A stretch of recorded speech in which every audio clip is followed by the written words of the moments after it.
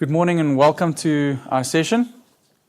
My name is Brent and I'm here from For Anything, and we're going to be speaking about business-to-business social networking and how to actually go about that.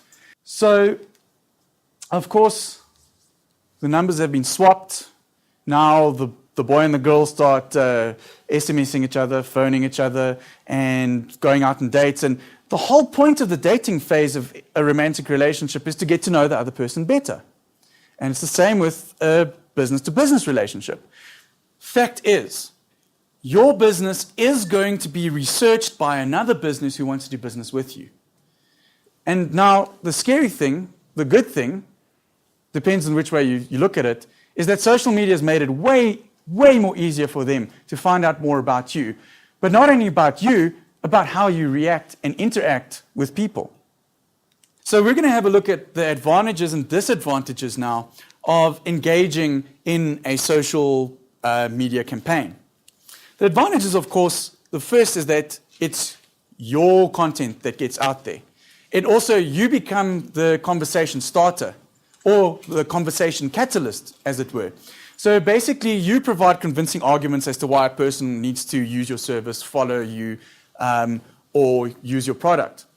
Also, you display how you converse with an audience, and you'll notice that's quite important a little bit later on in the phases of a relationship.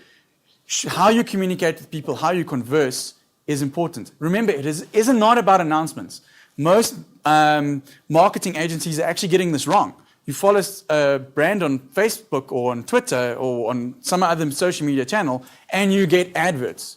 It's a one-directional conversation then. There's nothing interesting. Make sure that your content is interesting. So you can grab people's attention, and then remember, now this is the honey in the pot for all the marketers out there. If your content is interesting, it'll be shared, it'll be retweeted. It'll be shared again, it'll be retweeted again. The idea of 33.5 million people in one room is quite possible now. The disadvantages, though, and usually it's 3 mistakes that are made. And the first mistake is, I don't engage in a social media campaign, or I don't engage in social media at all. If you don't do it, you're still relying then on TV, radio ads, newspaper ads. And yes, they're conventional and tried and trusted marketing methods, and don't leave them out of the picture. However, it doesn't generate conversation. It's a one-way message. This usually is because of this second mistake that is made in social media. And that is a business saying, I don't want to engage in social media. I'm too scared.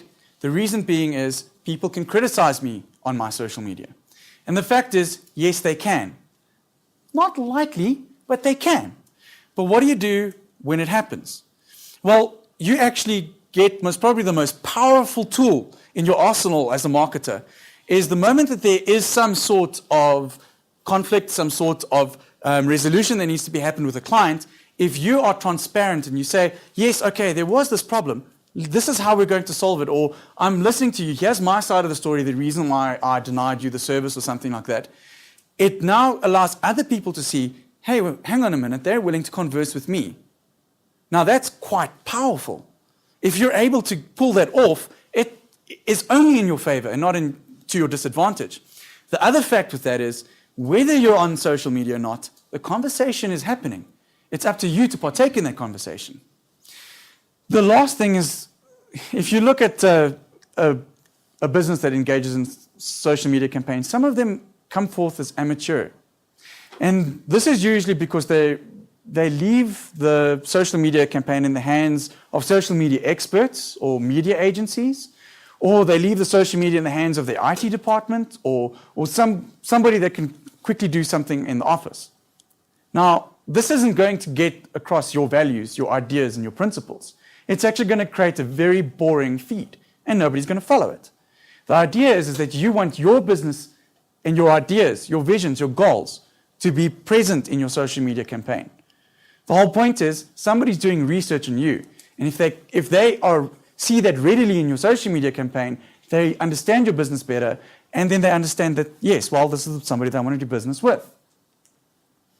The way to leverage this phase of the relationship over is to make sure that your content is well researched and that it's interesting. If you make your content interesting, it will be conversed. Some sort of conversation will start happening about it. Once that conversation happens, start conversing. Now you're a social company. You're not just a company. So the point of this phase of the relationship is there is a decision maker out there. He is doing research on your company.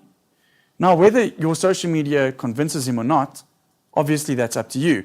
But the point is that if it's done well, that could be what tips the scales in your favor as to you being the decision that he makes at the end of the day.